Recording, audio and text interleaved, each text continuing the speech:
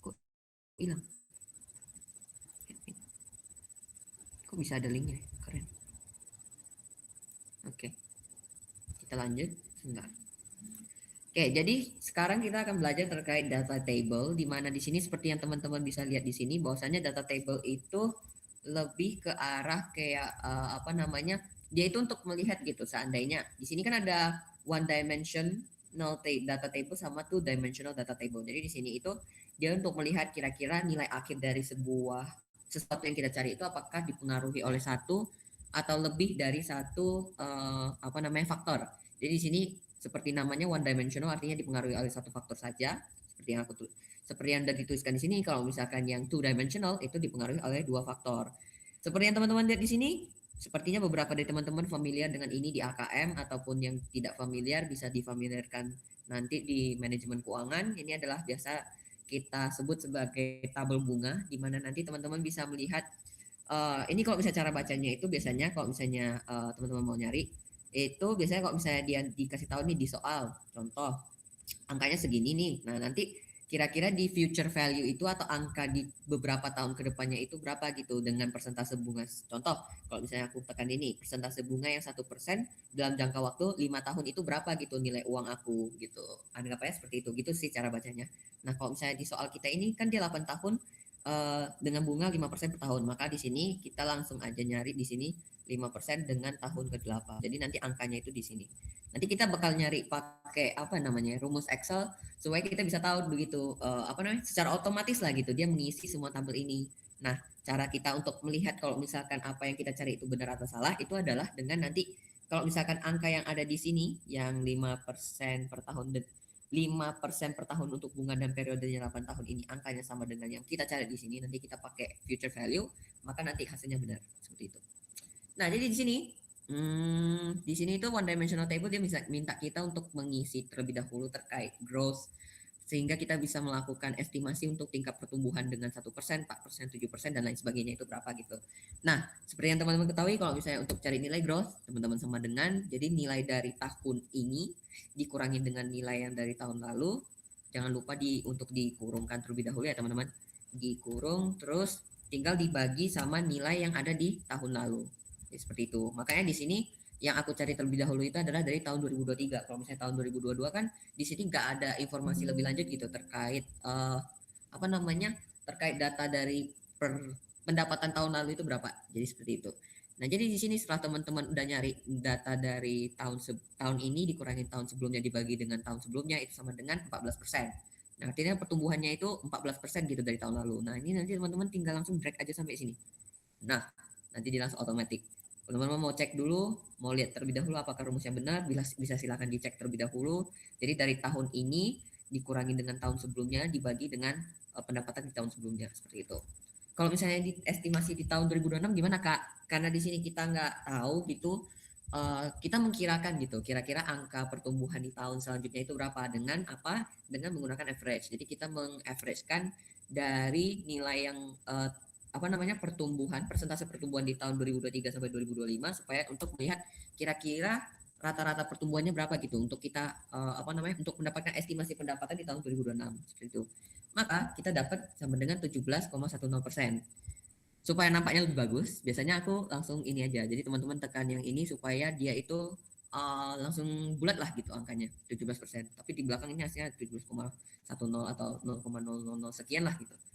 Nah, jadi di sini nanti teman-teman kalau misalkan kita mau cari estimasi tahun 2026 artinya kita tinggal balikan aja karena sebelumnya itu kan kita untuk mencari persentase itu kan dari tahun sebelumnya pendapatan tahun ini dikurangi pendapatan tahun sebelumnya dibagi sama pendapatan tahun sebelumnya. Makanya di sini kita tinggal pakai aja angka dari pendapatan dari tahun ini dikalikan sama apa namanya persentase pertumbuhan yang tadi kita cari kira-kira rata-ratanya berapa tinggal ditambahin sama jumlah pendapatan kita di tahun 2025 gitu maka nanti hasilnya sama dengan 11.274.406.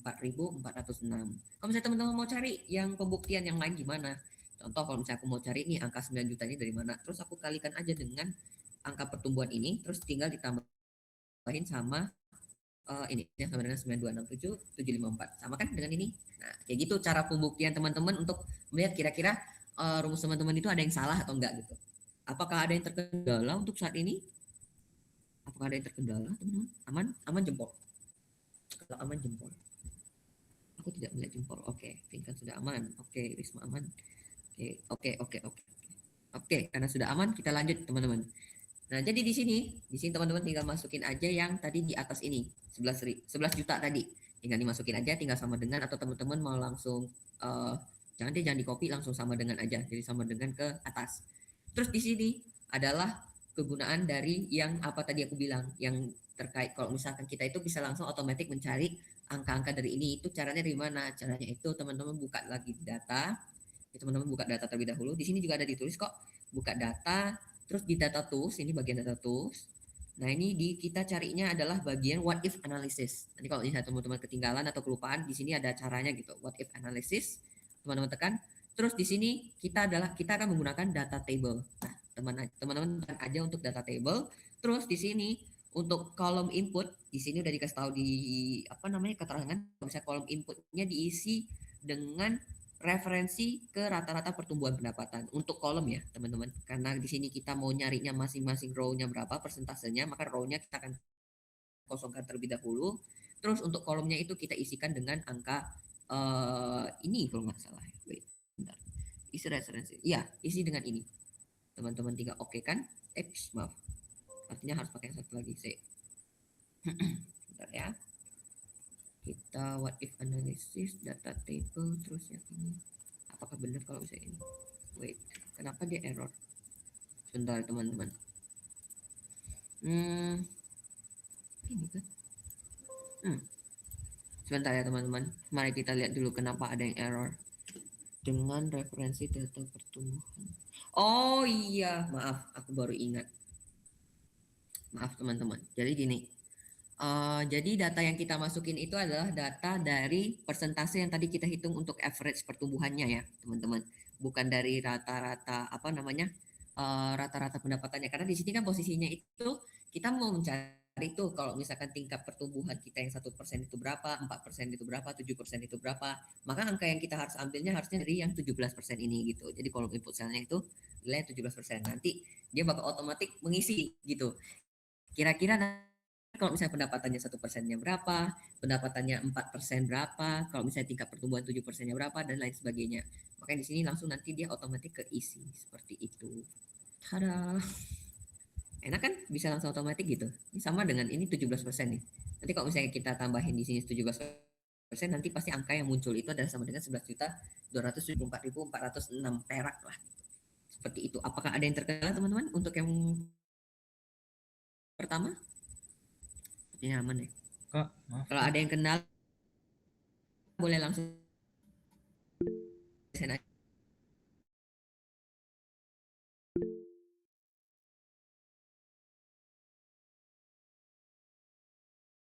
karena di sini boleh. Apakah Maaf suaraku kedengaran? Kak. Mm-mm. Ya, ya, kedengaran Kak. Tadi yang Mm-mm. Kenapa tuh? pendapatan yang estimasi 2006 gimana ya Kak? 2026 ya? Aku ketinggalan, maaf Kak. Oke, aku ulang ya. Ya. Oke, jadi untuk pendapatan yang 2026 itu pertama kita harus cari terlebih dahulu untuk apa namanya average pertumbuhan persentasenya itu berapa, pakai average dari dia ada. Mari kita lanjut ke yang two dimensional. Jadi di sini two dimensional langsung aja ya. Jadi di sini dua faktor. Yang faktor pertama, yang faktor kedua di sebelah sini. Terus di sini dia ada kasih kasus kalau misalkan dia itu mau cari kira-kira total tabungan kita berapa seandainya kita itu nabung 250 juta selama 8 tahun dengan bunga 5%. Jadi dalam apa namanya apa namanya untuk tahun ke-8 atau 8 tahun ke depan itu kira-kira angkanya berapa gitu. Total tabungan kita itu keseluruhannya berapa gitu, ditambahin sama bunganya itu berapa. Ditambahin dengan inflasi dan lain sebagainya lah gitu. Maka di sini kita pakai rumus FP sama kayak pelajari di pertemuan aku nggak deh pertemuan ke berapa, yang penting ada deh. Jadi di sini karena di sini untuk rate dan number tahun, maka di sini teman-teman nggak perlu bagi 12 ataupun kali 12 lagi. Jadi kita tinggal ambil aja rate itu kan bunganya 5%, terus jangan lupa teman-teman untuk di F4 ya. Jadi ini nanti kita kuncikan terlebih dahulu supaya nanti kita bisa langsung copy ke bawah. Ini kunci pakai F4 atau kalau misalnya teman-teman nggak bisa pakai Fn F4 ya teman-teman. Nah, lanjut number of payment. Number of paymentnya kita tetap ini kita tinggal ambilkan aja number of paymentnya 8 tahun. Terus jangan lupa di F4 atau Fn F4. Maaf, aku ketekan tadi. Nah, jangan lupa di F4 atau Fn F4 ya teman-teman. Terus kita titik koma lagi di kelebihan kah? Oh iya. Nah, terus kita titik koma atau koma sesuai dengan perintah yang ada di Excel teman-teman masing-masing. Terus untuk paymentnya kita berapa? Payment kita itu adalah 250 juta karena payment di sini adalah uang yang jenisnya keluar, maka teman-teman nanti di sini jangan lupa untuk dikasih minus dari C33 gitu. C33-nya jangan lupa untuk kita apa namanya di value-nya ada, kita titik komakan lagi. Terus untuk type-nya itu teman-teman pilih aja end of period gitu. Di sini posisinya kita anggap aja kalau misalnya dia bayarnya itu setiap akhir bulan lah. Akhir tahun, sorry, akhir tahun. Teman-teman tinggal enter, tutup. Nah, nanti dapat hasilnya itu sama dengan 2 miliar itu ya, kalau nggak salah. Ya, 2 miliaran gitu. Nah, sampai di sini apakah teman-teman ada yang terkendala? Aman? Aman sih. Aman. Jangan lupa untuk di ini ya, di absolute atau di F4 atau Fn F4 terlebih dahulu. Bentar. Oke. Nah, habis itu nanti teman-teman kita kopikan, jangan lupa kita copy, Ctrl C. Terus habis itu kita pindahkan ke sini. Kalau misalnya teman-teman mau pakai rumus yang paste,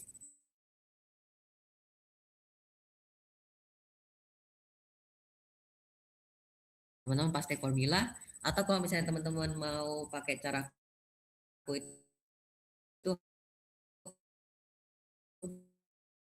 bisa Ctrl C, terus Alt ES, baru kita kasih ke yang tadi kita cari. Makanya tadi aku kuncikan untuk formulanya supaya nanti kalau misalkan kita mau pindahin ke sini, itu formulanya itu nggak bakal kegeser gitu. Jadi teman-teman kalau misalnya mau pakai apa namanya untuk nge-absolute itu bisa pakai F4, F4 uh, atau Fn plus, bentar, plusku di mana ya guys? F4. Kalau misalkan teman-teman mau mindahin itu mindahin formula gimana tulisnya? Aku langsung tulis aja ya, mindahin formula itu bisa ALT E plus S plus formula gitu. Jangan lupa di copy terlebih dahulu. Nah, seperti itu. Kalau misalnya ada kendala, infoin saja, tidak apa-apa. Oke, jadi setelah teman-teman sudah semua, teman-teman jangan lupa untuk diblok terlebih dahulu ya untuk datanya. Seperti yang ada di instruksi, blok seluruh tabel yang telah dibuat. Terus kita ke data. Terus kita balik lagi ke what if analysis. Sorry, ya kan? Ups, ketekan. Oh my lord. Terus kita ke what if analysis, kita pakai data table seperti yang tadi kita pakai di sebelumnya gitu. Di sini kita pakai data table. Bagian row, teman-teman bisa lihat di instruksi bagian bawah sini. Bagian row dia minta kita untuk isi referensi data bunga. Oke, referensi data bunga kita adalah yang ini, 8 tahun. Terus kolomnya kita isi apa? Kolomnya itu kita isi referensi pada jangka waktu yang digunakan. Jangka waktu, tadi aku benar kan? Bentar, bunganya itu harusnya yang ini gak sih? Maaf, yang row itu tadi data bunga. Bunganya itu harusnya ini. Maaf. Kolom sel itu adalah referensi dengan jangka waktu. Jangka kita adalah 8 tahun. Udah aman teman. Jadi C35 dan C34 ya. Terus baru oke. Jadi dia bakal muncul seperti ini secara otomatis dia bakal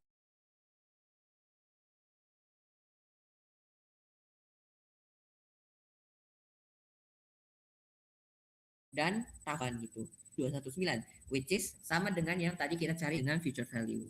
Jadi seperti itu cara teman untuk apa namanya untuk membuktikan lah kalau misalkan apa teman-teman input tadi di apa namanya di what if analysis itu adalah benar atau salah. Jadi di sini posisinya kita ya,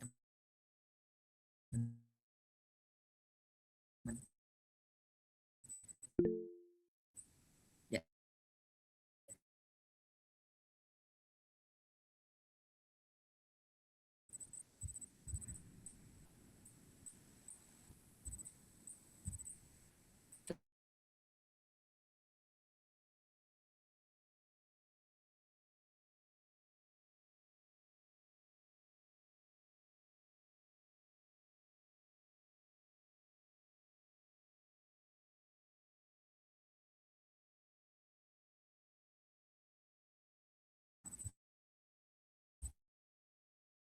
Ah, iya.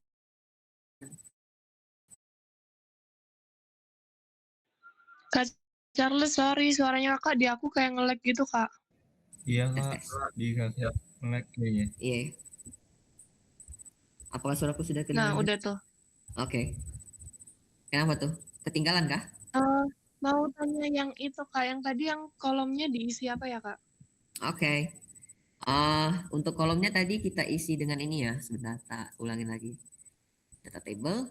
Nah, untuk yang row tadi kan aku isi dengan data bunga. Ini data bunga per tahun seperti yang ada di sini kan. Data bunga. Terus bagian kolomnya itu kita isi dengan data jangka waktunya atau tahunnya itu berapa lama gitu. Jadi kita isi dengan yang ini, 8 tahun ini. Terus kita enter, terus nanti bakal muncul angkanya kayak gini. Nanti pembuktiannya kita lihat dari sini. 2387277 sama angkanya. Seperti itu. Apakah sudah aman, teman-teman? Oke kak, makasih. Oke. Kalau misalkan aku nge-like langsung infoin aja, guys. Langsung di apa ya? Kalau misalkan nggak bisa di infoin langsung di chat di grup kah atau mau gimana boleh silahkan. Oke. Sepertinya jaringanku sudah aman karena aku pakai kuota ya. Di sini jaringan jujur agak jelek, teman-teman. Maaf. Oke, kita lanjut.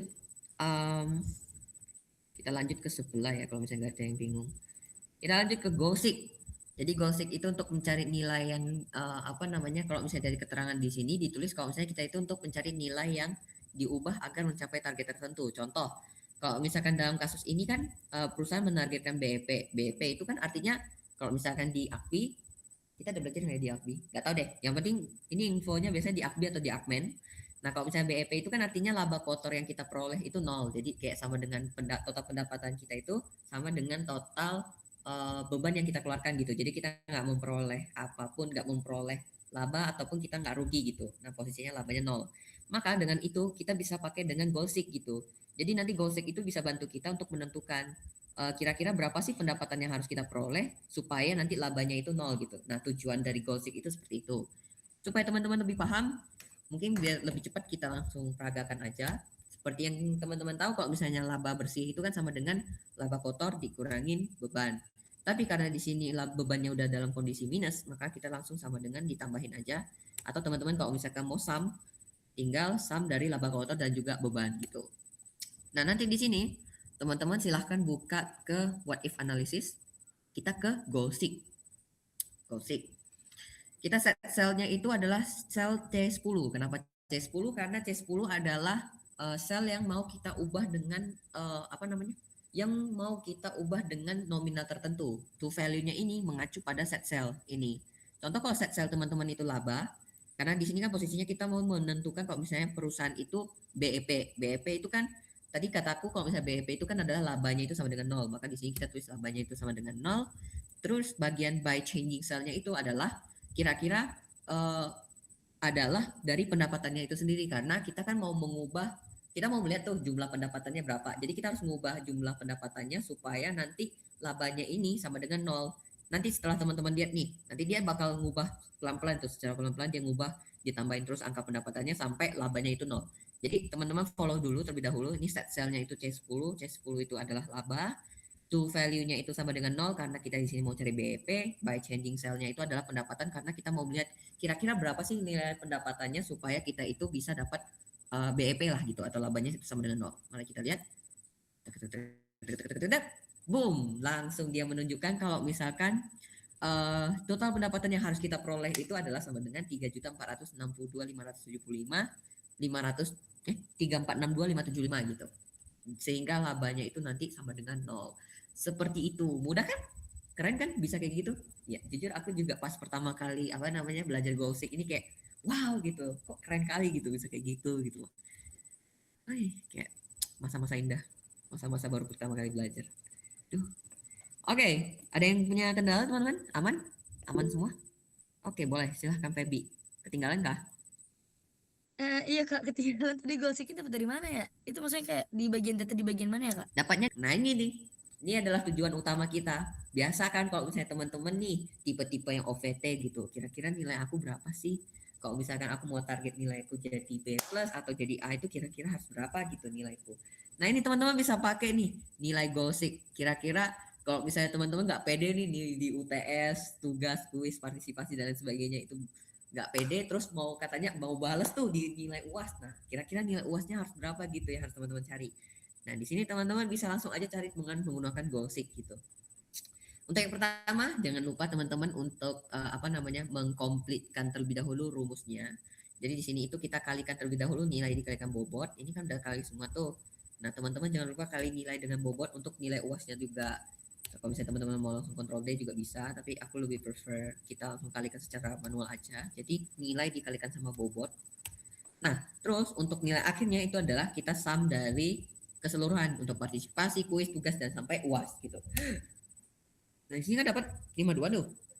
Sedangkan kita targetnya itu adalah 75 gitu. Nah, gimana itu cara carinya? Cara carinya adalah dengan menggunakan Goalseek seperti yang tadi kita cari gitu. Di sini udah dikasih tahu ya, udah aku kasih tahu juga di sini. Jadi bagian set cell isi dengan nilai akhir, bener ya? Nilai akhir. Nilai akhir kan nilai tersebut yang akan ditargetkan. Terus bagian to value-nya kita isi dengan nilai 75 karena aku targetkannya itu nilai 75. Nilai B plus itu sama dengan 75 lah gitu atau lebih besar dari sama dengan 75. Jadi aku cari dari paling minimal lah yang bisa aku capai itu berapa gitu. Nah, terus by changing cell-nya itu apa? By changing cell-nya itu adalah nilai UAS karena kan aku mau tahu gitu berapa sih kira-kira yang harus aku balas di nilai UAS supaya nanti nilai akhirku itu sama dengan B plus gitu. Nah, teman-teman tinggal tekan aja by changing cell-nya itu adalah nilai UAS nih. Seperti yang udah aku kasih tahu juga di instruksi kalau misalnya isi sesuai dengan nilai UAS karena yang ini diketahui adalah berapa nilai UAS yang harus dicapai gitu. Nanti teman-teman klik OK, nanti dia bakal muncul. Oke, jadi ternyata nilai UAS yang harus teman-teman capai supaya bisa dapat nilai minimal 75 itu adalah sama dengan 91.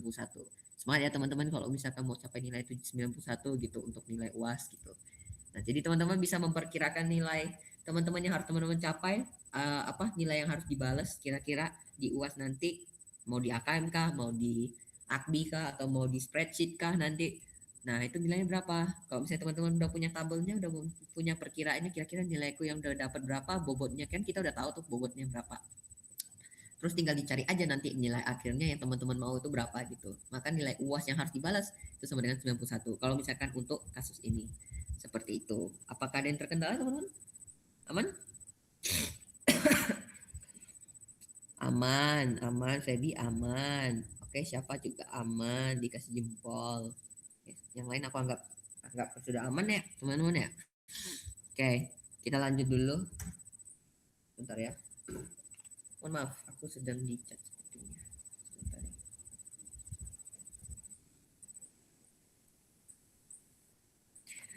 Oke, never mind teman-teman. Oke, kita lanjut ke Goalseek Complex. Oh, boleh silahkan. Kaisan, kenapa? Kok saya nilainya 0 ya kak? Nilai 0 paling bawah. Ya, kalau misalnya teman-teman udah ketemu yang bawah, silahkan nggak apa-apa, bagus. Kalau misalnya ada yang belum, boleh ikutin aja terlebih dahulu. Jadi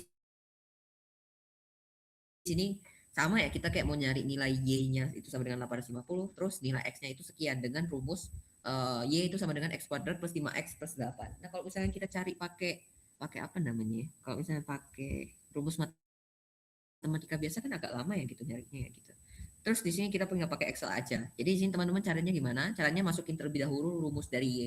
Jadi dalam bentuk Excel. Jadi Y itu sama dengan X. Jadi jangan tekan X secara X ini, tapi kita geser ke sel atas gitu. Karena sel atas kan X gitu. X kuadrat. Teman-teman tahu kan kalau misalnya kuadrat itu gimana? Kuadrat itu yang kayak ada tanda panah. Biasa tanda panah ke atas. Kuadrat. Terus ditambahin sama 5 dikali ya. Jangan lupa ada tanda kali. 5 dikalikan sama X. Atau yang tadi yang di atas. Terus ditambahin sama 8 gitu. Enter. Nanti bakal hasilnya itu sama dengan 8. Karena kan posisinya Y itu kan sekarang sama dengan 0 kuadrat 1. 5 kali 0, 0. Oh ya, sama dengan 0 gitu. Ya, seperti itu gitu. 0 kuadrat berapa? Kok tiba-tiba aku... Oh, 0 kuadrat 0. Ya, 0 kali 0, 0. Oke, jadi sekarang posisinya X-nya kan sama dengan 0. Maka Y-nya itu kita sama dengan 8 gitu. Kalau misalnya kita mau nargetin 850, maka X-nya berapa? Maka di sini kita pakai lagi untuk Gaussian. Jangan lupa Gaussian set cell-nya itu tetap sama dengan C48 karena kan yang mau kita cari itu kan targetnya itu Y-nya itu nilainya itu sama dengan 850. Maka di sini kita masukin nilai Y di sini, terus yang ini sama dengan 850. Terus by changing cellnya apa? Adalah yang mau kita cari. Mau kita cari itu adalah nilai dari X. Maka kita masukin X. Nanti dia bakal munculin sama dengan 27. Nah, maka di sini tuh 27. Teman-teman kalau misalkan mau masukin ke dalam angka di sini untuk membuktikan kalau misalkan angka 27 ini benar atau salah juga boleh, silahkan. Aku bantu hitungin deh. 189. Kan 27 kuadrat itu 629 ya kalau nggak salah ya. Apa ya? 27 enggak 729, sorry, 729. Terus 729 ditambahin sama 27 kali 5 kan 135. Cek sebentar. Ops. Oh, nge-lag ya. Bentar. Kita data table pula. Dat Gaussian. Terus Gaussian-nya set cell-nya itu adalah ini. Terus ini 850. Kok tadi dia nggak nempel ya? Terus changing cell-nya adalah ini. Bener kan? Oke, angkanya 27 gitu. Ya Allah.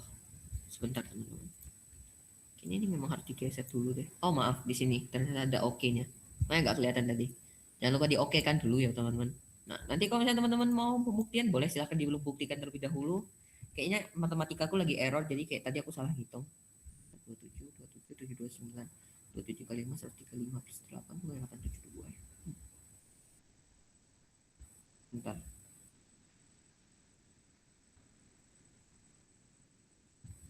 Dua 135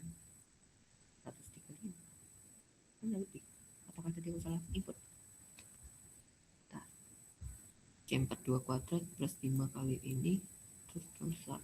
Harusnya udah benar sih. Kayaknya matematikaku lagi error deh teman-teman. Nah, nanti dapatnya bakal segini gitu. Ya kalau misalnya teman-teman mau pembuktian silahkan dibuktikan karena sekarang waktunya sepertinya masih ada banyak lagi. Jadi aku akan lanjut terlebih dahulu ya. Oke, kita lanjut dulu. Oh iya, boleh silahkan Feby. Kenapa? Mari kita lanjut. Kita ke gimana nih? Kita ke sini ke sini teman-teman. Nah, ya nggak rumit ya teman-teman ya menurutku. Nggak rumit di nggak rumit di solvernya, tapi rumitnya itu adalah di pengisian ininya masing-masing nggak sih gampang sih. Nah, kita coba dulu ya.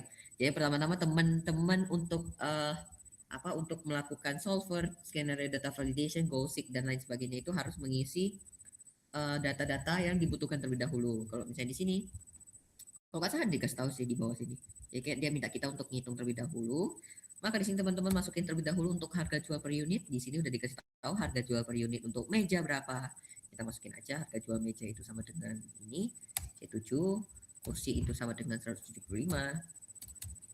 lemari itu sama dengan 700.000. Ambil dari atas aja ya. Terus HPP per unit kita itu dapat dari mana Kak? HPP per unit itu kita ngambil dari sini. Kan di sini tuh udah dikasih tahu kalau misalkan bentar. Bahan baku yang digunakan, bahan baku langsung yang digunakan oleh untuk meja, untuk kursi itu adalah udah sekian gitu. Dengan biaya persatuannya itu sekian, maka kita tinggal kalikan aja. Jadi nanti teman-teman di sini biaya persatuannya itu tinggal nanti dikalikan dengan jumlah bahan baku yang digunakan. Jadi di sini kan bahan baku langsung meja untuk khusus untuk kayu itu kan dia pakainya 3. Untuk cat dia pakai 1. Maka kita nanti kalikan aja satu persatu. Jadi harga satuan dikalikan sama bahan baku langsung yang digunakan untuk meja aja. Kalau misalkan untuk kursi nanti tinggal bahan baku satuan dikalikan sama kursi gitu. Karena di sini aku nggak mau ribet dan nggak mau lama, maka nanti teman-teman untuk bahan baku satuannya itu nanti jangan lupa untuk di F4 atau di absolute gitu atau FNF4 supaya nanti kalau misalnya teman-teman menggeser jadi rumus biaya satuannya itu tetap fix di sana, sedangkan yang kita geser itu hanyalah jumlah bahan baku yang digunakan gitu. Nanti aku tunjukin deh. Jadi ini nanti kan dikalikan sama bahan baku meja. Kan ini nanti berubah tuh, berubah ke samping. Jadi kita nggak boleh absolut. Terus ditambahin sama biaya satuan untuk cat. Ini jangan lupa di F4 atau di FN F4. Terus dikalikan sama bahan bakunya berapa sih yang digunakan untuk meja? 1 gitu di sini posisinya kan. Terus ditambahin lagi sama biaya persatuan untuk paku berapa? Terus kita F4, jangan lupa di F4 dikunci di absolut dulu. Terus baru dikalikan sama meja. Terus ini nanti sama ini juga sama. Dikalikan sama jumlah bahan baku yang digunakan untuk lem kayu 0,5. Terus bahan satuannya ini untuk engsel kita F4 juga dikalikan sama bahan baku langsung untuk meja gitu. Kalau misalnya teman-teman bingung yang mana yang harus diabsolut gak apa-apa, bisa dilakukan secara manual saja. Jadi teman-teman pelan-pelan satu persatu biaya persatuan dikalikan sama bahan baku yang digunakan untuk khusus untuk meja. Kalau misalnya mau kursi, ya biaya persatuan dikalikan bahan baku langsung untuk kursi dan berapa, dan juga lemari berapa gitu. Tuh. Nah, nanti di sini karena aku sudah absolut untuk jumlah biaya persatuan untuk keseluruhannya, maka di sini nanti aku tinggal tarik aja ke samping. Nanti dia bakal otomatis gitu. Nah, otomatisnya gimana? Tuh. Nanti dia bakal gesernya itu cuman bahan baku langsung yang digunakan, sedangkan untuk biaya satuannya itu dia tetap karena absolut. Jadi posisinya itu tetap fix di situ gitu loh. Kalau misalnya kita F4 kan angka biaya persatuan itu. Nanti fix dia cuman gesernya itu yang bahan baku langsungnya aja. Jadi teman-teman bisa langsung geser tuh. Seperti ini gitu kan. Kalau sudah aman, nanti kita cari itu laba per unitnya berapa. Kalau misalnya di AKBI teman-teman udah pasti udah pada belajar ya. Ini pertemuan pertama, pertemuan kedua gitu. Kalau misalnya sampai nggak tahu, nanti ku cari itu aksedo sekalian siapa aja, nanti ku tanyain kok bisa anak-anaknya nggak paham. Nah, jadi di sini harga jual tinggal dikurangin sama RPP per unit, kita mendapatkan laba, atau biasa kalau misalnya kita bilang itu margin kontribusi lah gitu ya. Terus kita tinggal geser aja ke samping. Nah, nanti dia bakal otomatis ke rumusnya, tinggal dikurang. Nah, nanti masing-masing mendapatkan laba per unit kita berapa gitu. Terus unit terjual, karena di sini kita mau posisinya itu mau mencari berapa unit terjual dari masing-masing furniture, maka kita kosongkan terlebih dahulu posisinya karena kita mau pakai solver untuk solve ini, kasus ini gitu. Terus laba per produknya berapa? Laba per produknya itu adalah dari laba tinggal dikalikan sama jumlah unit yang kita terjualnya berapa gitu. Kita dikalikan aja, nanti tinggal digeser ke samping, nanti sama kok. Jadi laba dikalikan unit terjual. Terus nanti total labanya berapa? Total labanya itu adalah total dari keseluruhan dari laba per produk untuk meja, untuk kursi, dan juga untuk lemari gitu.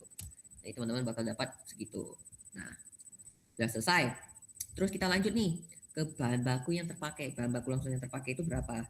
Bahan baku langsung yang terpakai itu adalah sama dengan, jadi kita tinggal lihat aja. Di sini kan udah dikasih tahu tuh biaya persatuannya berapa. Maka teman-teman nanti langsung kalikan aja biaya persatuan tinggal dikalikan sama bahan baku yang terpakai untuk khusus untuk kayu itu keseluruhannya berapa gitu. Nah, di sini teman-teman tinggal pakai aja. Jangan deh, kalau yang ini. Kalau misalnya aku absolut nanti kegeser. Sebentar, tak pikirin dulu. Nggak usah di absolut. Kita coba nggak usah absolut dulu ya. Oke, terus nanti ini dikalikan lagi sama bahan baku kursi. Terus nanti dikalikan lagi, ditambahkan tadi ya, ditambah lagi sama ini dikalikan sama bahan baku lemari yang dipakai gitu. Nanti bakal dapat jumlah segitu. Bentar. Tidak seharusnya gitu deh. Oh, sorry, aku baru ngeh. Karena kan sekarang kita posisinya mau cari bahan baku yang terpakai kan. Harusnya bukannya harusnya yang aku cari itu adalah jumlah harusnya dikalikan dengan unit yang terjual dong, bukan dikalikan sama biaya persatuan. Karena di sini kita nggak nyari biaya, kita cari bahan baku yang terpakai. Jadi di sini nanti teman-teman bahan baku meja nanti tinggal dikalikan aja sama jumlah kira-kira jumlah unit yang terjual untuk meja itu berapa gitu, supaya kita bisa tahu kalau misalnya jumlah kayu yang kepakai untuk meja berapa. Ini jangan lupa untuk di absolut untuk C23 yang bagian ini karena kan tetap sama ya, 4. Terus nanti tinggal ditambahin sama bahan baku yang dipakai di kursi dikalikan sama unit terjual di kursinya itu berapa gitu, supaya kita tahu penggunanya berapa gitu. Jangan lupa di absolut untuk D23-nya, D23 di absolut atau di F4 atau FS F4. Terus tinggal ditambahin sama lemari dikalikan sama unit yang terjual di lemari berapa gitu. Jangan lupa di absolut. Nah, nanti teman-teman bakal dapat jumlah unit terjualnya berapa gitu. Maaf. Jangan lupa untuk ditarik ke bawah, nanti kalau misalnya teman-teman mau manual juga nggak apa-apa. Tuh. Yang kegeser itu nanti cuman yang bagian yang unit yang terpakai gitu masing-masing berapa gitu. Sedangkan yang unit yang terjual itu tetap fix gitu karena kita tadi kan absolutkan atau kita nge F4 atau FN F4 kan dia gitu. Terus nanti persediaan akhirnya gimana? Persediaan akhir itu sama dengan persediaan awal dikurangin sama bahan baku yang terpakai gitu. Sama dengan bahan baku yang akhir lah gitu. Bahan baku akhir kita berapa gitu. Terus nanti tinggal digeser sampai ke bawah gitu. Tinggal ditarik aja dari kayak gini. Nah, dia bakal rumusnya automatic challenge gitu kok. Seperti itu. Nah, sampai sini teman-teman apakah ada yang ketinggalan? Boleh, silahkan diinfokan saja kalau misalnya ada ketinggalan. Aman ya? Bagus lah kalau kayak gitu. Oh, boleh. Silahkan. Ada lagi teman-teman yang mau bertanya, silahkan. Oke, Feby. Oke, kalau misalnya teman-teman aman, baru kita lanjut. Nah, yang ini mungkin yang agak yang akan kita pakai itu posisinya itu ada di sebelah sini, sebelah kanan. Kalau seandainya teman-teman nggak ada atau ada pun, kayaknya aku jarang deh kalau misalnya ada. Nah, kalau misalnya teman-teman nggak ada nih posisinya, anggap di sini nggak ada, kita nggak ada semua nih. Carinya gimana Kak untuk mencarinya? Nah, adalah teman-teman geser dulu ke file. Oke, geser ke file, udah aman ya, geser ke file. Lihat nih banyak banget nih KJ-nya. Terus maaf, kita geser ke option. Option, oke, teman-teman, option. Terus nanti kita geser ke add-ins. Yang ini ya, add-ins. Yang bagian ini. Oke, add-ins aman. Oke. Nanti di sini Excel add-ins ini, nanti teman-teman bukanya ke Excel add-ins ya, yang ini ya, yang mau kita tambahin gitu atau add-ins yang mau kita masukkan gitu ke Excel. Terus tekan go. No, nanti ada muncul tabel mini kayak gini yang comel ini. Nah, nanti kalau misalnya mau dicentang semua boleh. Tapi yang aku sarankan untuk dicentang itu, kalau misalnya teman-teman nggak ada VBA nggak apa-apa. Kalau misalkan yang paling utama yang harus kita centang itu adalah analisis toolpath dan juga solver add-in ini. Jadi yang mau kita pakai itu adalah solver add-in ini. Kalau misalnya nggak ada solver add-in ini, jujur aku pusing kenapa kalau misalnya seandainya ada gitu yang nggak ada solver add-innya, tapi semoga aja semuanya ada untuk solver add-in dan analysis toolpath. Kalau misalnya VBA nggak ada nggak apa-apa, nggak usah dicentang. Kalau misalnya teman-teman mau centang Euro Currency Tool nggak apa-apa, tapi nggak usah dicentang dulu untuk sekarang. Jadi centangnya 3 ini, dicentang, terus nanti tekan OK saja. Nanti di sini di sebelah kanan sini nanti akan muncul solver gitu. Untuk solvernya gimana gitu. Ini nanti muncul di sini. Aman teman-teman? Ada yang terkendala kah untuk sementara ini?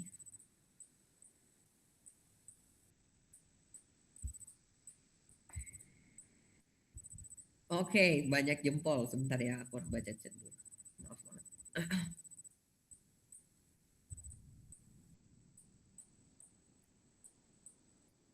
Oke. Kita lanjut ya teman-teman. Ya, karena udah, jangan lupa pula. Aku aja belum ngasih tahu. Oke, kita lanjut. Kita tekan solver terlebih dahulu. Ditekan solvernya. Wah, nanti bakal muncul kayak gini. Sayangnya dari pembuat soal sendiri sudah memberitahukan cara sudah memberitahukan kira-kira pengisiannya itu gimana. Tapi karena aku mau teman-teman memahami nih maksud dari masing-masing ini gimana, jadi kita isi ulang. Jadi untuk set objektif ini adalah benar kata dari dari pembuat soalnya itu dia udah langsung bantuin teman-teman untuk set objektifnya itu adalah total laba. Karena di sini kan posisinya itu kita mau mencari kira-kira mendapatkan laba yang maksimal gitu. Makanya set objektif kita itu adalah untuk mencari laba yang maksimal. Makanya di sini untuk to yang kita gunakan di sini itu adalah to yang max. Contoh Kak, seandainya kalau misalkan kita mau cari laba yang paling minimal itu gimana? Nah makanya nanti kalau misalnya set objektifnya itu kan tetap di laba tuh. Tapi untuk yang to-nya ini nanti kita bakal ganti ke min gitu. Seperti itu. Min berapa gitu. Nanti masih ada dimunculkan di sini gitu. Min gitu. Nah min paling artinya labanya itu yang paling rendah. Tapi di sini karena kita mau cari max, makanya kita pakainya max. Kalau misalnya value of, itu seandainya kalau misalkan contoh di soal itu mendapatkan laba maksimal 700.000, maka teman-teman tekan ini, terus nanti tinggal diisi aja nominalnya 750.000 gitu. Seandainya kalau misalnya kita cari laba gitu. Nah itu anggapannya seperti itu ya teman-teman. Kalau misalkan nanti soalnya berubah-ubah, jangan pusing ya. Nanti kita set objektif aja gitu. Lihat di soalnya mau cari maksimal, minimal, atau terdapat rentang tertentu yang harus teman-teman cari. Nanti disesuaikan di bagian sini.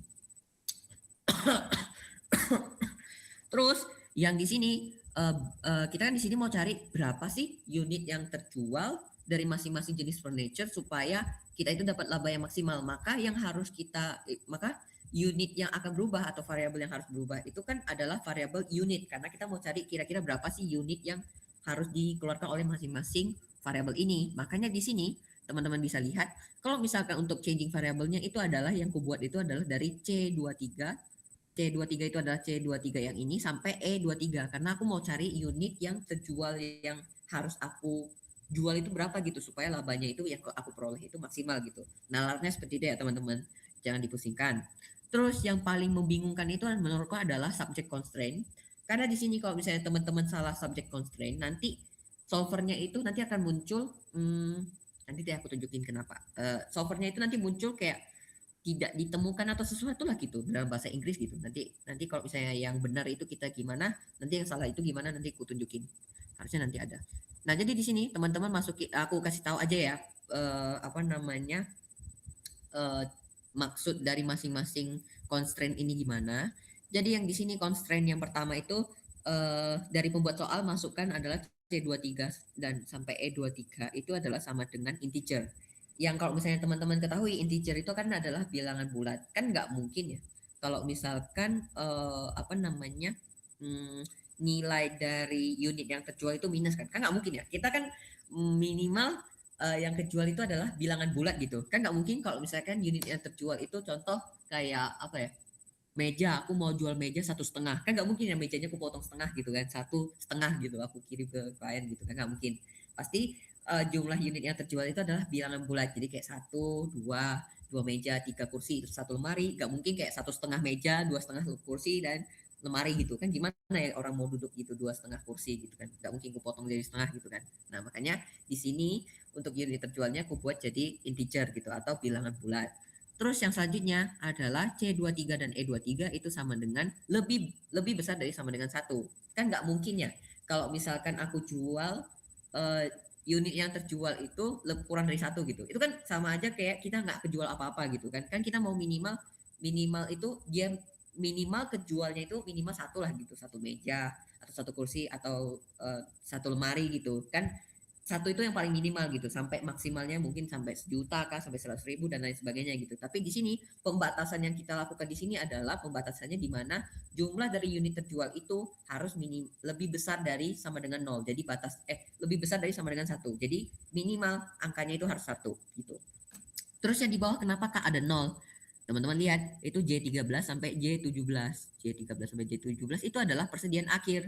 Kan nilai dari persediaan akhir itu nggak mungkin nilai persediaan akhir kita minus kan, itu artinya ya gimana gitu kita secara magic gitu, persediaan awal kita contoh persediaan awalku 900 tuh, nggak mungkin aku pakai 1.000 kan, dapat dari mana gitu, kecuali kalau misalkan aku ada beli 100.000 beli 100 lagi gitu atau beli 1.000 lagi gitu. Tapi kan di sini posisinya itu kita ngambil dari persediaan awal gitu kan, bahan baku yang terpakai itu kan kita pakainya itu dari yang sisa dari persediaan awal dari yang diperoleh, yang dipunya sama perusahaan di gudang, mungkin contoh di gudang 1.000 kita pakai 800, maka masuk akal kan, masih masuk akal. Kalau misalkan contoh persediaan di gudang kita 1.000, kita gak mungkin kan pakainya 1.100, yang 100-nya itu nanti dapat dari mana gitu, magic kah atau gimana gitu. Makanya di sini yang kita apa namanya poinkan itu atau kita buat pembatasan itu adalah nilai dari persediaan awal, persediaan akhir, sorry. Jadi nilai dari persediaan akhir itu kan total dari persediaan awal dikurangin sama bahan baku yang langsung yang terpakai. Jadi di sini kalau misalkan seandainya persediaan akhir kita minus, itu artinya kan bahan baku yang kita gunain itu lebih besar daripada persediaan awal. Makanya di sini aku pembatasannya itu adalah J itu lebih besar dari sama dengan 0. Jadi minimal itu batas penggunaan bahan baku terpakai itu adalah sampai jumlah dari persediaan awal. Itu kan masuk akal gitu. 900 contoh persediaan awalku 900, terus aku pakai bahan baku yang terpakai itu 900. Itu kan masuk akal, make sense gitu. Persediaan akhirnya sama dengan 0 gitu. Masih make sense. Kalau misalkan sampai 1.000 kan nggak make sense, jadi hasilnya kan jadi minus 100 tuh. Minus 100 kan nggak mungkin ada terjadi gitu di persediaan akhir, kecuali kalau misalnya nggak mungkin terjadi gitu. Makanya di sini aku batasnya itu lebih besar dari sama dengan 0. Kak, kalau misalkan aku mau masukin ke subject to constraint itu gimana? Nah, nanti teman-teman bisa masukin, contoh aku hapusin yang ini nih, tinggal tekan delete. Oke, terus teman-teman nanti nge-add aja, jadi tekan add, terus cell reference-nya mana? Cell reference itu yang tadi aku bilang, yang kita mau yang mau aku batasin itu kan yang dari unit terjual. Maka di sini aku batasin kayak gini. Cell reference-nya teman-teman bisa tarik aja langsung. Terus tadi yang aku mau cari itu kan integer tuh, yang tadi aku bilang kalau misalnya aku mau membulatkan angka tersebut gitu, mau jadi angka bilangan bulat bukan yang koma-koma gitu. Nah, nanti teman-teman bisa pilih di sini tuh, sudah ditulis integer. Nah, maka teman-teman nanti tinggal add aja. Nanti udah oke. Oke, bentar. Sudah oke, nanti kita X. Nanti dia bakal muncul di sini tuh. D23 sama E2 sampai E23 itu sama dengan integer. Kalau misalnya ini nanti gimana? Kalau misalnya mau change boleh, nanti tinggal change aja. Jadi nanti di sini dia itu lebih besar dari sama dengan 1 karena tadi yang seperti kataku, kalau misalkan nilai yang unit terjual itu ya minimal lebih besar dari sama dengan 1 gitu kan. Minimal 1 lah yang terjual gitu. Terus kita geser lagi ke sebelah yang ini. Ini adalah nilai dari persediaan akhirnya. Jadi teman-teman, bentar. Oh. Jadi nanti teman-teman langsung tarik aja dari J13 sampai J17.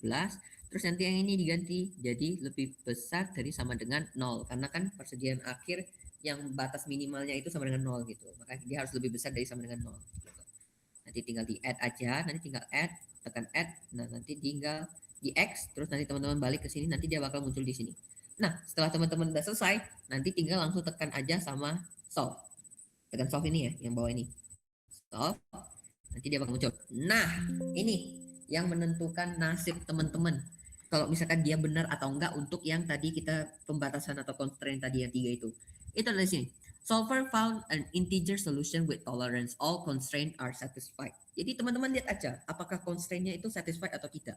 Kalau misalkan seandainya nih dia ngomong solver did not found an integer. Artinya dari teman-teman sendiri ada yang salah di yang tadi penentuan apa namanya constraint. Jadi di sini nanti bakal berubah tuh. All constraint are not satisfied. Mungkin aku belum pernah ketemu kasus kayak gitu, tapi memungkinkan gitu loh kalau misalnya teman-teman error gitu kan. All constraint are not satisfied. Maka teman-teman silahkan dilihat kembali kira-kira di solver itu apakah ada yang salah kah?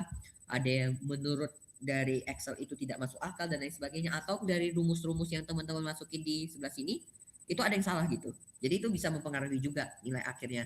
Jadi teman-teman kalau misalnya mau pakai solver itu harus hati-hati gitu dengan penggunaan rumusnya kah, dengan constraint yang dipakai kah, atau dengan sel yang bakal dijadikan sebagai tujuan yang tadi aku bilang. Kalau misalnya yang mau kita cari itu apa, unit terjual, ya mau kita ubah itu apa dengan kriteria tertentu, yaitu dengan laba dengan maksimal gitu. Nah kayak gitu. Di sini karena posisinya kita oke, satisfied, maka teman-teman langsung tekan aja dengan oke. Nanti dia bakal munculin tuh nilai persediaan akhir kita berapa. Nilai ini unit yang terjual itu berapa. Terus nilai ini sih yang paling penting sih, kan kita mau cari tuh nilai yang terjual dengan laba maksimalnya berapa gitu. Jadi ini adalah laba maksimal yang bisa diperoleh oleh perusahaan tersebut dengan jumlah yang harus dijual adalah sekian. Nah ini kan yang tadi aku bilang kan, makanya kita taruh tadi constraint-nya itu adalah unit yang terjual itu minimal 1 gitu di sini. Minimal 1. Di sini mejanya 1 kan. Kursi 150, research 49. Ini kayak kita ngitung apa ya? Kalau misalnya dulu itu sehingga aku di IPA itu ada diajarin kayak mencari laba maksimal, tapi kita itu pakainya pakai variabel kalau nggak salah nyarinya itu. Jadi pakai X, meja ku anggap X, kursi ku anggap Y, lemari ku anggap Z gitu. Jadi kita membandingkan dengan beberapa angka 0,0, yang paling tinggi berapa, paling rendah berapa, terus sama nyari dari apa itu namanya ya? Ya gitu deh. Nanti kita tinggal gambar grafik, terus nanti grafiknya itu kita menunjukkan kira-kira angka yang paling tinggi itu berapa gitu. Nah itu kayak gitu. Nilai Z-nya biasa sih nyarinya, seingatku. Nilai Z kan sama dengan total laba gitu, anggapnya gitu. Ya itu untuk di MTK di SMA gitu. Oke, apakah teman-teman ada yang terkendala kah di bagian solver? Ada yang mau nanya terkait apa namanya? Kira-kira nalar dari bagian ini gimana? Cara untuk menambahin di constraint-nya bagaimana? Atau ada yang kebingungan kah terkait rumus penggunaan yang di sini itu gimana? Boleh silahkan teman-teman ditanyakan saja. Jangan malu-malu. Nanti kalau malu-malu sesat di jalan teman-teman. Kalau kata mamaku gitu. Kalau malu malu bertanya sesat di jalan gitu.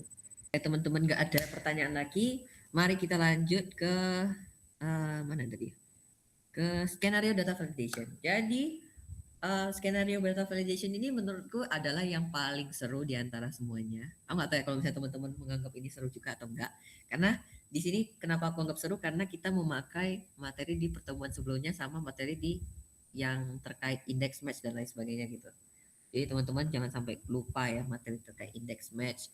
Mentang-mentang udah lewat nih di UTS. Nah itu jangan dilupakan. Nanti pasti dipakai tuh. Apalagi di UAS nanti. Pasti sering ku masukin lagi. Seperti itu. Oke. Jadi yang pertama yang harus teman-teman lakukan di sini adalah pertama kita itu untuk apa namanya? Pilih kondisinya dulu. Jadi di sini tuh yang kerennya itu nanti kalau misalnya teman-teman udah setelah kita udah ngisi ini sama ini dan ngisi bagian ini, nanti dia itu bisa secara otomatis gitu. Seandainya nih kita ada 3 kondisi, kondisinya itu adalah terbaik, normal dan terburuk tuh. Kan ada angkanya tuh masing-masing di sana. Nah, nanti di pilihan kondisi ini dia bisa menyesuaikan dari pilihan yang teman-teman ubah di sini. Contoh aku pilih dari terbaik nih. Nanti yang data yang dimuncul di sini adalah data yang terbaik. Di sini juga muncul data yang terbaik. Tapi kalau misalkan nanti seandainya nih, seandainya nih kalau misalnya teman-teman mau pilih kondisi yang normal, nah nanti data yang muncul di sebelah sini adalah data yang normal gitu kondisinya. Jadi nanti dia sebentar. Jadi nantinya secara otomatis bakal memunculkan data itu gitu loh, secara otomatis gitu. Jadi makanya keren kali gitu. Aku menganggap ini yang paling keren sih di antara semua yang aku pelajarin di spreadsheet. Nah, jadi di sini pertama-tama yang harus teman-teman lakukan adalah kita menggunakan data validation gitu. Jadi teman-teman di bagian data, tetap di bagian data, kita masukkan data validation. Oke, data validation, silahkan dibuka data validation. Terus yang allow ini kita ganti jadi list. Nah, sources-nya di mana? Nih, udah ganti list ya teman-teman. Ganti list, terus yang sources-nya itu kita ambil dari yang ini. Karena kan kita mau memunculkan 3 skenario nih. Terbaik, normal, dan terburuk. Dan di sini udah ada gitu skenario-nya kebetulan. Terus teman-teman oke. Nah, nanti di sini teman-teman bisa munculkan di terbaik, di normal, ataupun terburuk. Nah, ini nanti kalau misalnya teman-teman ubah, setelah kita udah masuk ini semua rumus-rumusnya. Nah, nanti ini di bagian pilihan kondisi, sampai di bagian ini, itu semua nanti mengotomatisasi, menyesuaikan dari yang pilihan yang kita telah pilih. Kita buatnya yang terbaik dulu ya teman-teman. Buatnya satu aja sih bisa. Kita buat yang terbaik, oke? Jadi di sini terbaik itu bagaimana sih Kak cara kita itu untuk menyesuaikan kondisi? Contoh kalau misalkan kondisiku terbaik, nanti angka yang dimunculkan itu juga terbaik. Gimana caranya? Itu adalah caranya dengan index match. Jadi teman-teman ingat-ingat kembali kira-kira index match itu kemarin gimana? Jadi di sini kita pakai index match. Jadi teman-teman ketikkan terlebih dahulu index. Jadi index itu untuk mencari value dari sebuah dengan kriteria tertentu dari row dan juga kolom tertentu. Jadi teman-teman sini index. Terus array-nya kita apa? Array kita itu adalah angka yang ada di sini. Nah, angka yang di unit terjual ini. Karena kan posisinya ini kita nyari indeks untuk unit terjual nih. Makanya yang data yang kita ambil itu adalah yang unit terjual. Terus row number-nya apa? Row yang kita pakai itu apa? Row yang kita pakai itu adalah kita masukin match. Karena kita mau mematch row yang di bagian ini, lookup value-nya apa? Lookup value-nya adalah kondisi yang terbaik yang di atas ini. Nah, teman-teman perlu perhatikan kalau misalnya untuk kondisi yang lookup value ini kita kasih kunci supaya nanti kalau seandainya kita mau menggeser data itu nanti dia nggak bakal kegeser gitu. Kalau misalnya kita mau drag ke bawah itu nanti lookup value-nya itu tetap yang di pilihan kondisi itu. Jadi contoh kalau misalnya pilihan kondisinya itu berubah, nanti dia nggak bakal geser ke bawah gitu. Jadi nanti aku tunjukin ya. Oke, lookup array-nya itu apa? Lookup array-nya itu adalah pilihan skenario-nya. Jadi kita ngehubungkan, kita nge-match kan pilihan lookup value kita itu terbaik tuh. Makanya nanti dia skenario-nya itu dia memunculkan yang terbaik gitu. Jadi dia cari yang terbaik juga data-datanya. Terus match type-nya itu apa? Match type itu 0 karena kita mau cari yang sama persis. Karena di sini kalau misalnya dia muncul terbaik, artinya dari Excel sendiri itu harus memunculkan data yang terbaik juga. Contoh, Kak, kalau misalkan nanti munculnya normal gimana? Nanti dia bakal harus mencari data yang normal. Makanya nanti di sini match itu menghubungkan antara kriteria dan juga kriteria range-nya. Terus setelah udah ketemu, nanti index bakal menggunakan data dari match ini untuk mencari data dari unit terjual ini gimana gitu. Contoh, kalau misalkan kita mau cari data terbaik nih, kita pakai match nih, cari data terbaik dan juga terbaik nih. Dia udah ketemu nih data terbaik itu di bagian sini, di row keberapa gitu. Nah, nanti di indeks itu dia bakal gunain row ataupun kolom yang sudah disediakan. Biasanya sih row sih seingatku. Row yang sudah disediakan untuk mencari dia di row berapa gitu. Contoh kan terbaik itu ada di row 9 atau row 10 gitu. Nah, nanti indeks itu bakal menyesuaikan gitu kira-kira di di skenario terbaik itu unit terjual yang harus aku tampilkan di sini itu berapa gitu. Di sini kan kita bisa nalar ya. Kalau misalnya kita bisa lihat secara langsung, kalau misalnya yang harus kita munculin itu kan 225.000. Sedangkan kalau misalnya di Excel kan beda gitu. Kan mereka punya processing tersendiri, makanya di sini berbeda gitu. Nah, nanti di sini teman-teman jangan lupa untuk kasihkan 2 kurung. Nah, nanti di sini dia bakal munculin 25.000. Seperti itu, teman-teman. Nanti teman-teman bisa langsung drag ke bawah aja. Nah, ini kenapa error? Mari kita lihat kenapa dia error. Oh, aku lupa ini, maaf.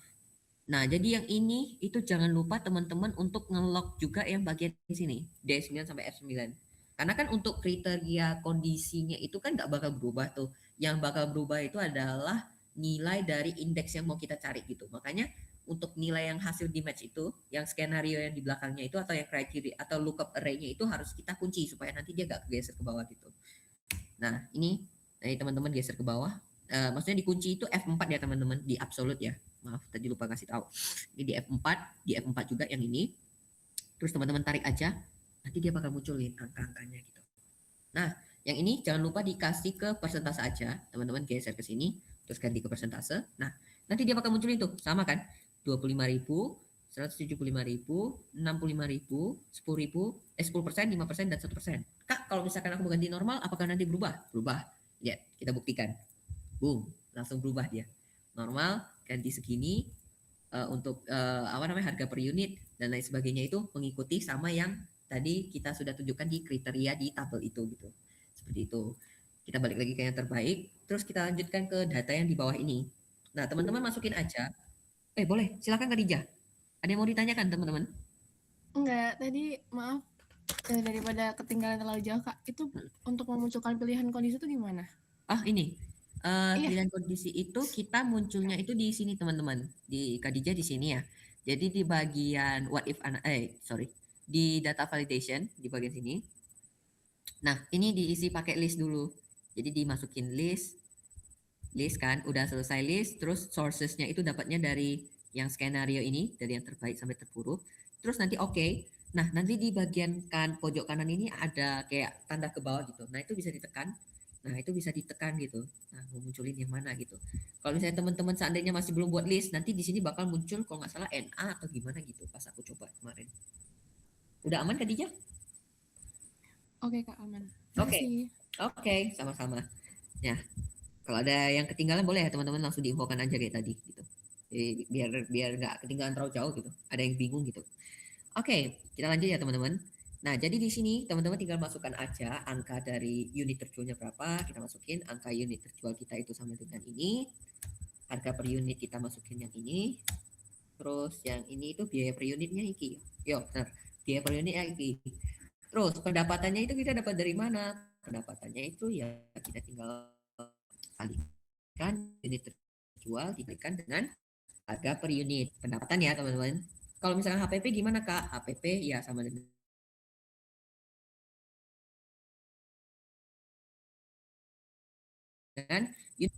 pajaknya itu berapa? Laba sebelum pajak itu sama dengan pendapatan dikurangin HPP. Karena di sini ada pajaknya, maka teman-teman jangan lupa untuk dikalikan sama persentase laba sebelum pajak dikalikan sama persentase pajak. Jangan lupa ya, di sini ada persentase tarif pajaknya.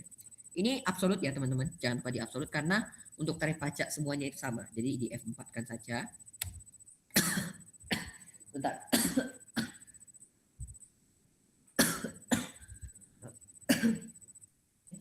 Bentar ya teman-teman, ada yang ngechat aku.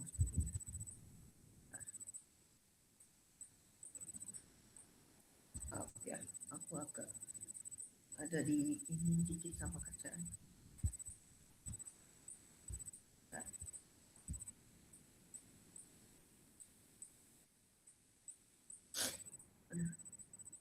Oke, udah. Oke, udah ya. Jadi teman-teman udah absolut 25%-nya ini. Jadi laba sebelum pajak dikalikan dengan tarif pajaknya. Terus nanti di sini teman-teman tinggal dikurangkan aja. Jadi laba bersih itu sama dengan laba sebelum pajak dikurangin sama jumlah pajaknya berapa gitu. Nah, nanti di sini teman-teman tinggal drag aja. Jadi jangan lupa untuk di drag. Dragnya itu yang di bawah dulu ya teman-teman. Karena yang di atas itu nanti bakal kita penyesuaikan lagi. Sebentar. Ini ya. Jadi teman-teman ini bisa di drag di gini, di drag ke samping. Nah, nanti dia bakal muncul kayak gini. Kalau misalnya teman-teman mau ngecek, silahkan dicek terlebih dahulu. Takutnya ada yang salah gitu kan. Nah, ini tarif pajak tetap sama ya. Jadi tarif pajaknya itu gak bakal berubah. Jadi untuk ini juga sama laba bersihnya. Oke. Menurutku sudah benar nih posisinya. Kita belum tahu ya kalau misalkan seandainya angka-angka yang lainnya belum masuk itu gimana. Oke, jadi di sini untuk yang 2026, 2027, 2028, 2029 adalah mengikuti perubahan dari growth. Jadi di sini teman-teman di sini teman-teman tinggal masukkan aja. Jadi ini tinggal dikalikan sama jumlah growth. Kan posisi kita ini adalah terbaik nih. Jadi kita pakai aja angka yang di sini. Dikalikan dengan 10%, terus jangan lupa ditambahin sama unit terjualnya, Jadi ada peningkatannya berapa persen. Jadi tadi kalau misalnya teman-teman seandainya nih cuma dikalikan aja, itu kan cuma menunjukkan berapa pertumbuhannya, berapa nominal pertumbuhannya, nggak ditambahin sama jumlah yang unit terjualnya berapa yang sebelumnya gitu. Jangan lupa ditambahin juga ya teman-teman. Ini jangan lupa untuk diabsolutkan bagian G13 karena kan nominal yang di bagian growth-nya itu kan fix tuh, bersifat fix. Jadi kalau misalnya teman-teman seandainya nanti mau geser ke samping itu dia nggak bakal berubah gitu. Jadi jangan lupa di F4 atau F4 terlebih dahulu ya untuk ini. Sama juga untuk harga per unit, teman-teman jangan lupa untuk dikalikan dengan growth per unit yang persentase di sini di F4 ya teman-teman, jangan lupa. Terus ditambahin sama harga per unitnya kembali gitu. Atau kalau misalnya teman-teman, kalau misalnya kita biasanya di kertas itu kita tulisnya itu sama dengan 105% gitu, 100. Jadi harga per unit dikalikan 105%. Tapi kalau misalnya di Excel karena 5% ini kita nggak tahu ya, 5% ini apakah 5, berapa, makanya kita langsung kalikan aja dengan jumlah selnya gitu. Jadi aku nggak sarankan teman-teman untuk langsung masukkan kali 105%, itu bisa, tapi angkanya mungkin akan berbeda gitu dengan yang aku munculin nanti di sini. Bisa aja sama, bisa aja berbeda gitu. Takutnya ada 5 komaan gitu. Itu. Oke, kita lanjut ya teman-teman. Yang ini juga sama, biaya per unit. Kita kalikan juga dengan peningkatan growth per unit per tahunnya berapa, baru tinggal ditambahin nanti lagi sama yang biaya per unit.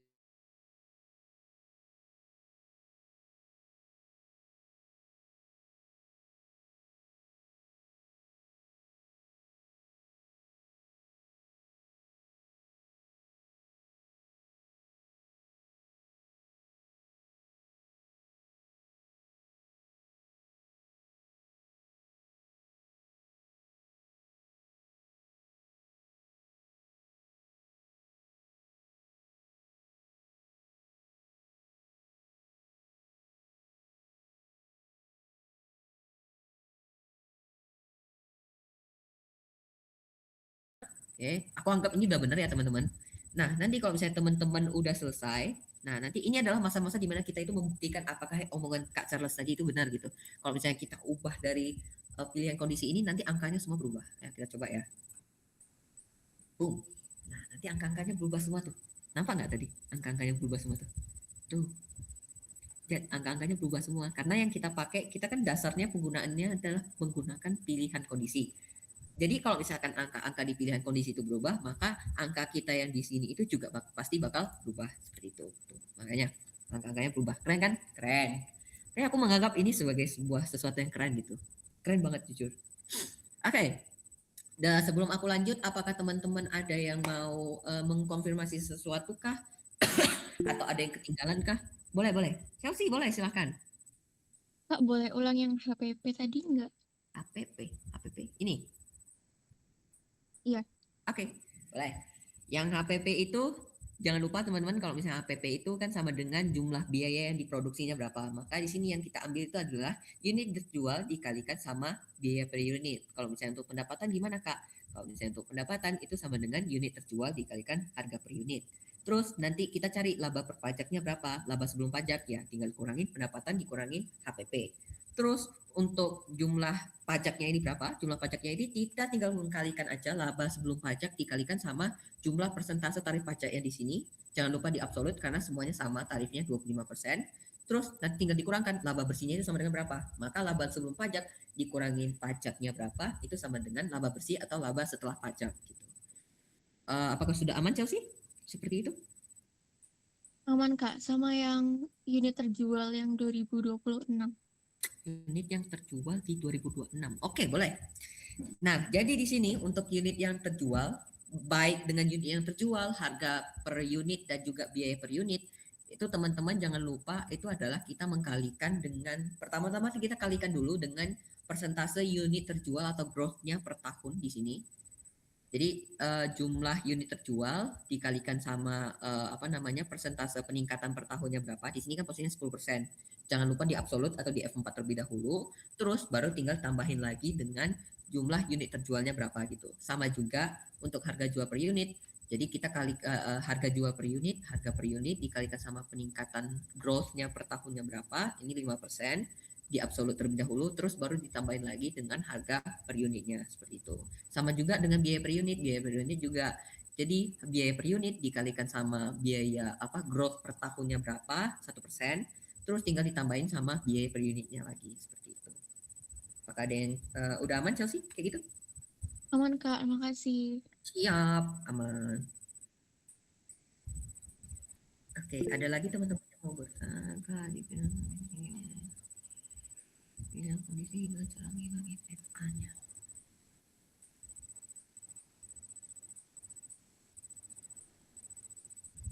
Wait, sebentar ya teman-teman. Aku perlu lihat tanggal dulu. Aku sekalian dicek sesuatu deh. 13 is on Wednesday. Aku udah sis deh. Ya nanti deh itu. Oke, maaf teman-teman.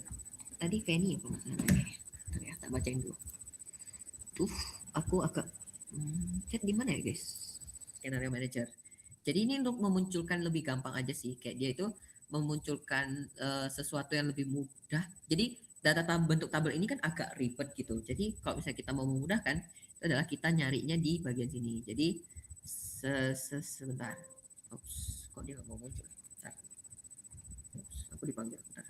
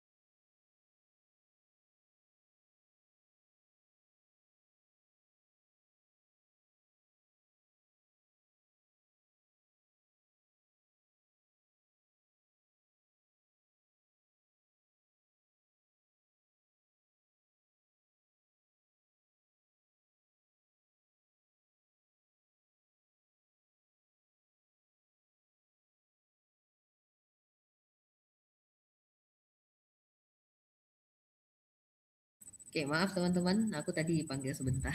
Mohon maaf banget. Oke, aku lanjut lagi ya. Hopefully nggak diganggu lagi. Jadi di sini yang terakhir yang akan aku ajarkan ke teman-teman adalah cara untuk memunculkan skenario manager.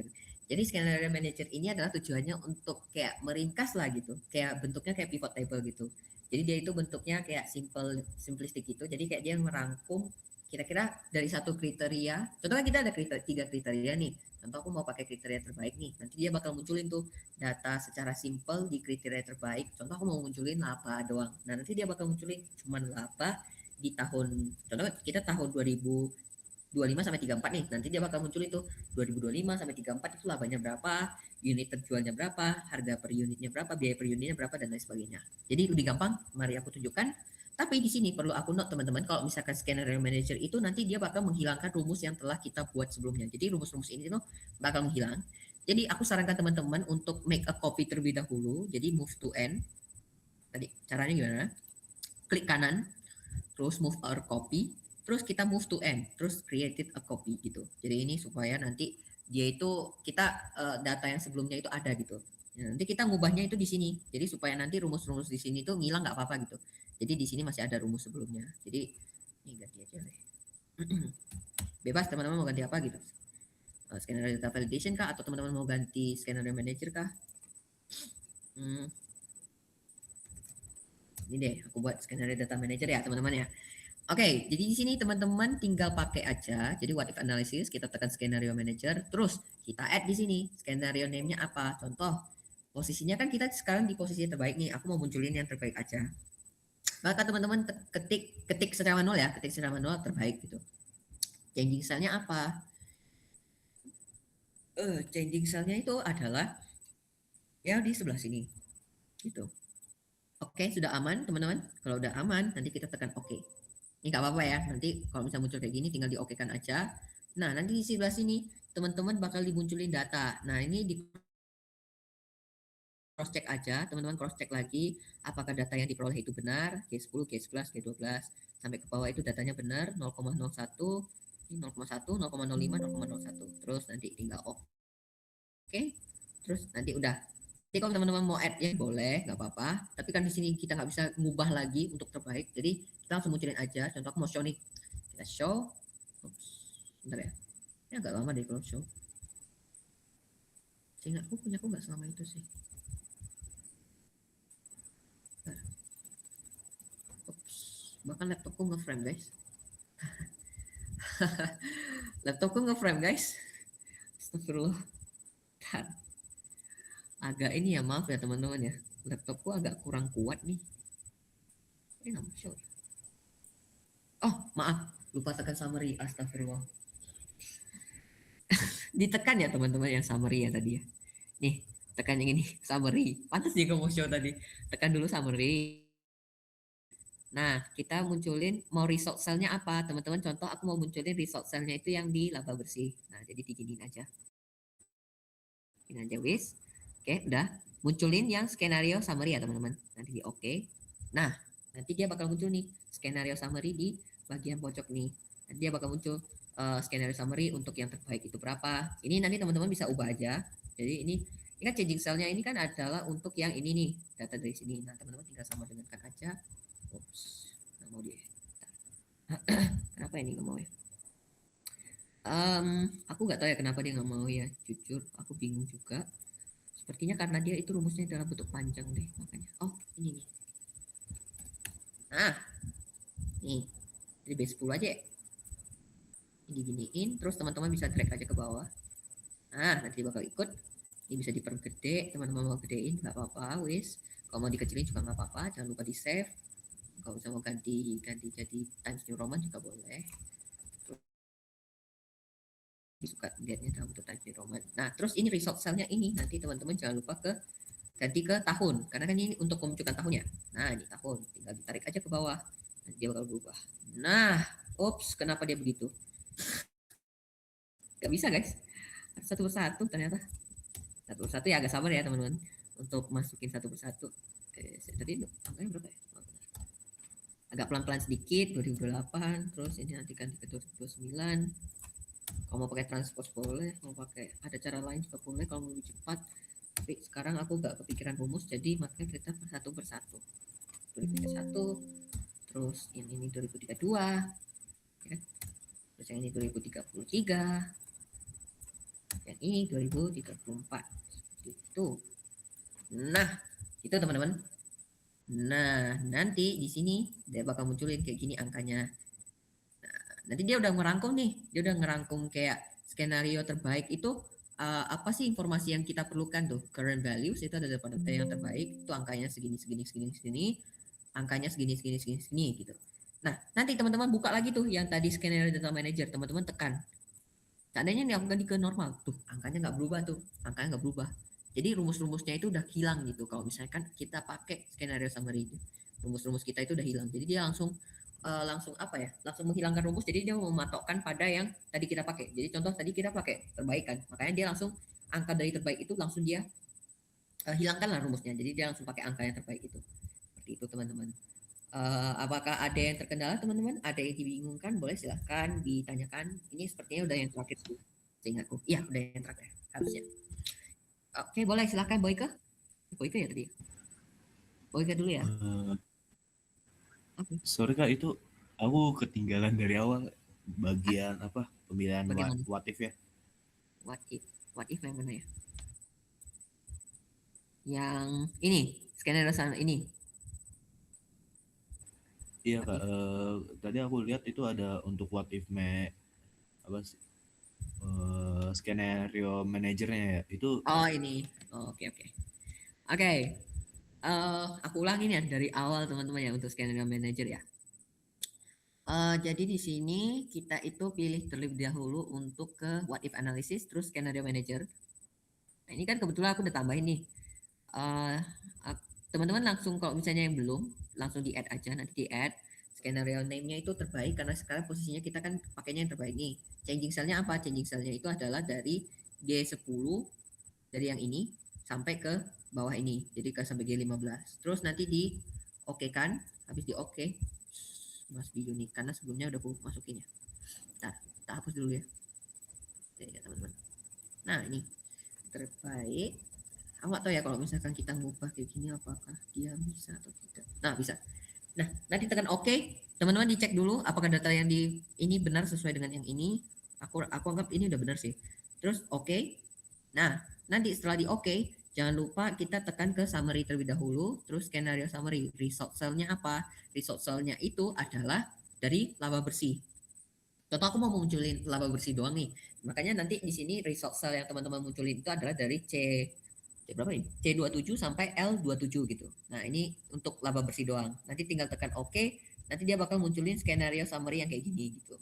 Nah, ini nanti tinggal diubah aja. Jadi ini nanti tinggal diubah jadi apa namanya? Jadi data terjual.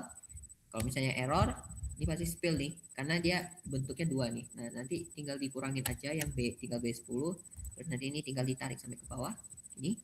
Nah, baru digedein. Nah, nanti bentuknya kayak gini. Terus yang result cell-nya ini nanti bisa dikalikan aja, dimasukin aja angka tahunnya ini. Contoh teman-teman mau 2025 nih. Terus ini tambah 1 tahun.